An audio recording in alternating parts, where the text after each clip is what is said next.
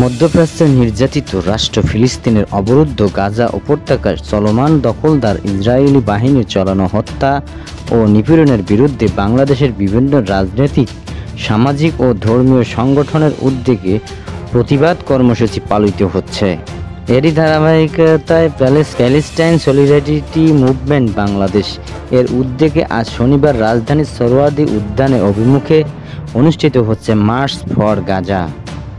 বিকেলে ৩টায় এই গণজামায়াতের শুরুর কথা থাকলেও সকাল থেকেই আসতে শুরু করেছে ছোট বড় মিছিল। কোনো মিছিলে আসছে শাহবাগের দিক থেকে, কোনোটি দোয়েল চত্বরের দিক থেকে, কোনোটি আবার আসছে নীলক্ষেতের দিক থেকে।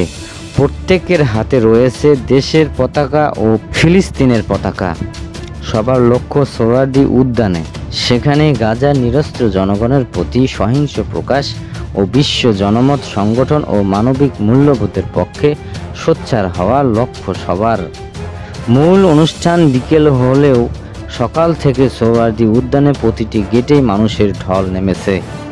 এদিকে এই জামায়াত ঘিরে উদ্যানের আশেপাশে জমে উঠছে পতাকা, মাথার ব্যাজ ও টি-শার্ট বিক্রি আর সংগ্রহ নিয়েই যেসব কিনছে আগত অনেকেই। ফিলিস্তিনের প্রতি পতাকা আকার ভেদ বিক্রি হচ্ছে ১২০ থেকে ৩০০ টাকায়, মাথার ব্যাজ বিক্রি হচ্ছে ১০ থেকে ২০ টাকায়, আর টি-শার্ট বিক্রি হচ্ছে ১০০ টাকায়।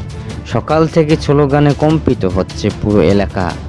বিভিন্ন প্রান্ত থেকে আসা মিছিল থেকে ভেসে আসছে গর্জনে ওঠার আওয়াজ। এখানে আসার প্রায় সবার হাতে রয়েছে দেশের ও ফিলিস্তিনের পতাকা।